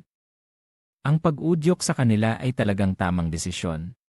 Nagsalita si Day, "Iwan na natin ang usapang iyon. Day, iwan na natin ang usapang iyon." Sumigaw siya sa malayo, "Tapos na, gaano pa katagal ka dyan?" Nang marinig ito, isang batang may gray na buhok at nakasuot ng sombrero ang lumapit. Si Philip ay nagtipo ng lahat ng kanyang lakas at nagtanong kay Day, "Ikaw ba ay isang hunter?" Labis siyang nag-aalala at natatakot. Tumingin si Day sa batang ito, sa isip, mas maliit siya kaysa sa kanyang mga kaedad, nag-iisa pa, mukhang hindi marunong makipaglaban, kakaiba. Lumapit siya at sinabi, "Tanggalin mo ang salamin, masakit ang basag." Si Philip ay nagpanik at sumigaw, "Ha? Sandali." Nanginginig siyang nagsabi, "Hindi ako nandito para makipaglaban." Si Day naguguluhan na tumingin sa kanya, "Natatakot ka na nga, may lakas ng loob ka pang manguyam."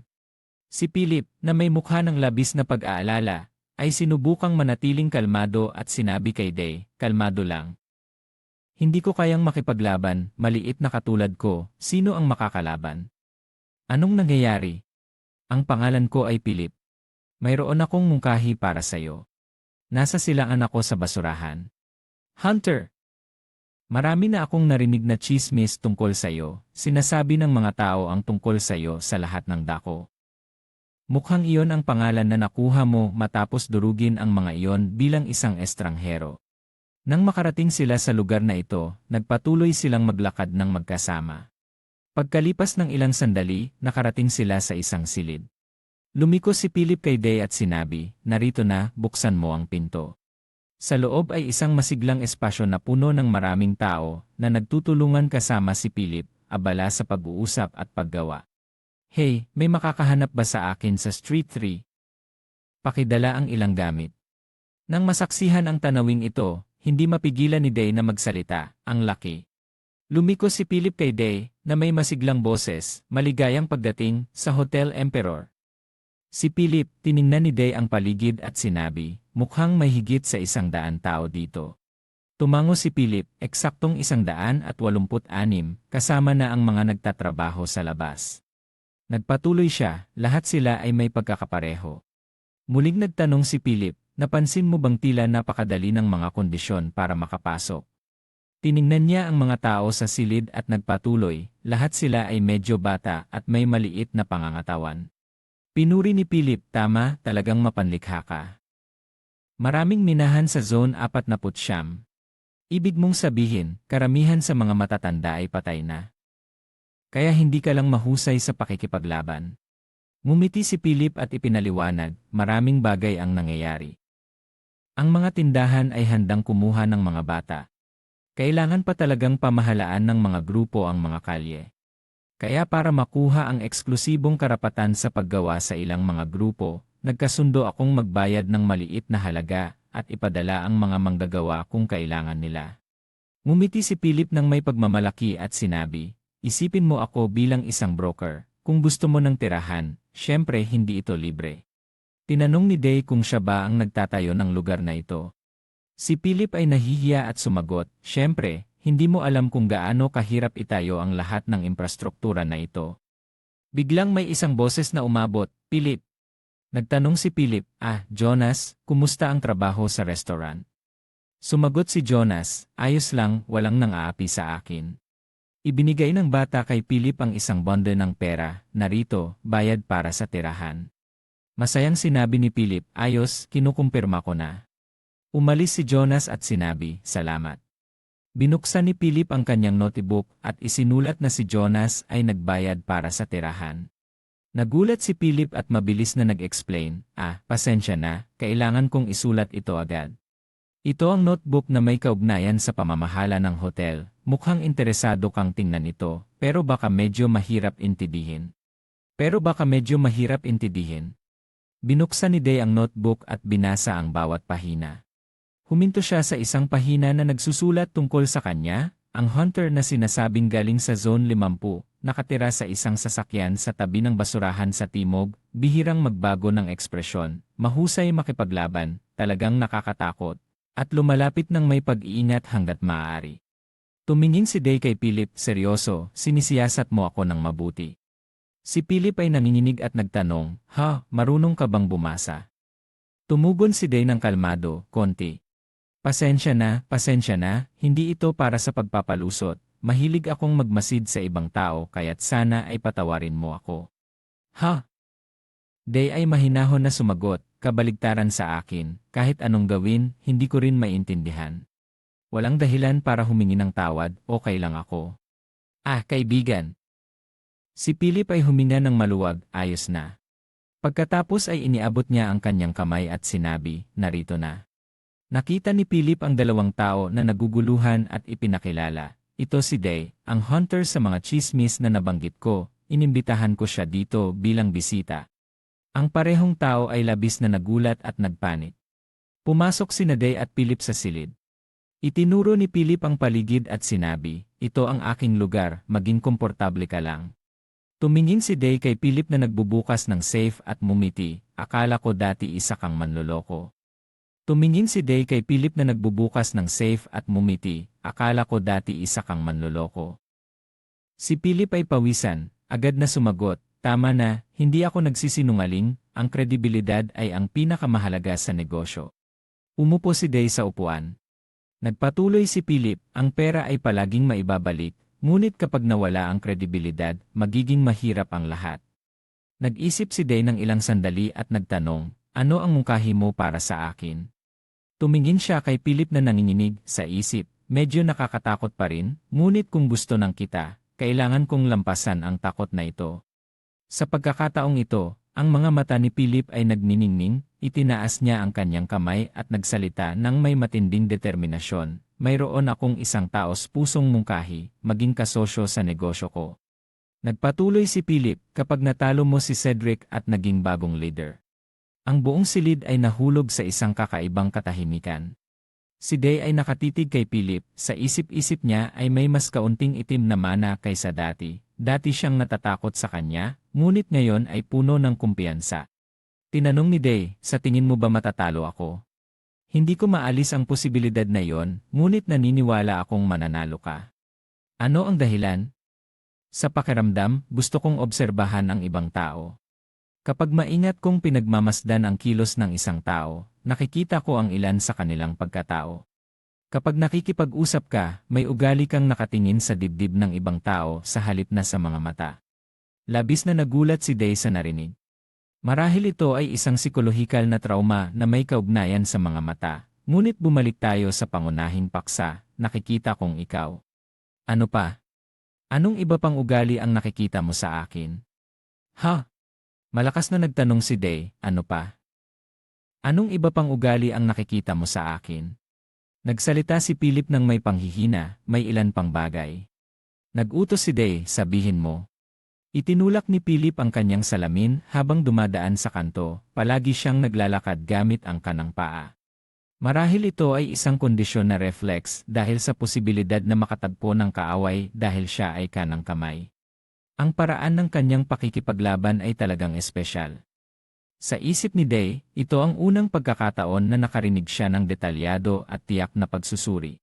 Hanggang ngayon, ang mga tao ay tiningnan siya sa panlabas na anyo at inisip na siya ay nakakatakot at malamig, ngunit si Philip ay nakakita ng maraming bagay. Nagpatuloy si Philip, may ugali kang nagpapahintulot sa emosyon na makaapekto sa iyong pakikipaglaban, ngunit ikaw ay nakikipaglaban sa pamamagitan ng pagbabasa ng galaw ng kalaban sa pamamagitan ng pagsusuri. Kaya, naniniwala ako na ikaw ay may kakayahang manalo. Tinatanggap ko. Ha? Hindi ko pa natatapos ang paliwanag at naniniwala ka na. Ayusin mo na lang, huwag maging mababaw. Ayos lang iyon. Mayroon akong isang kondisyon. Ano yon? Mukhang marami kang koneksyon dito, kailangan kitang tulungan sa isang bagay. 2 araw pagkatapos, ang tauhan ni Philip ay abala sa pagkukumpuni ng sasakyan ni Day. Totoo bang galing ka sa Zone 50? Sa kalagayan ng sasakyan na ito, kung sinabi mong nakatawid ka sa disyerto, maniniwala ako. Mukhang talagang gusto ka ni Philip, bihira siyang magpadala ng mga bihasang tao tulad ko. Nang marinig ito, nag-isip si Day. Sa pagkakataong ito, nagpatuloy ang binatang iyon, maaari mo bang ibigay sa akin ang wrench na iyon? Kailangan ko rin ng 6 na not. Tumitig si Day ng ilang sandali bago napansin ang mga gamit na inaayos ng binata. Ginamit niya ang kanyang lakas upang itaas ang ilang mga kasangkapan. Nang makita niya ang mga ito sa tabi niya, siya ay nagulat at nagsabi, nandito na pala ito. Nang marinig iyon, nanahimik si Day. Ang sikat ng araw ay umabot na sa rurok. Pagkalipas ng ilang sandali, natapos ng binata ang kanyang trabaho at nagsabi, tapos na, maliban sa sobrang init ng makina, wala nang masyadong problema, pinalitan ko na ang radiator ng mas maganda. Mula ngayon, sigurado na itong maayos. Pagkatapos, lumapit siya kay Day at bumulong, lihim kong dinala ito mula sa shop ko, ito ang pinakamahal. Pinuri ni Day, magaling. Pagkatapos, inilagay ng binata ang kanyang mga gamit at nagsabi, walang hinihingi mula kay Philip, at si Philip ang tagapagligtas namin. Nagpatuloy ang binata sa isang tono ng pasasalamat, kung wala siya, sigurado hindi kami makakahanap ng trabaho, kaya kahit na kailangan naming ibalik ang isang bahagi ng kita, hindi kami magrereklamo. Sa isip ni Day, siya ay nakakagulat na sikat. Pagkatapos, ibinigay ng binata kay Day ang isang piraso ng papel at nagsabi, sinabi ni Philip na ibigay ko ito sa iyo.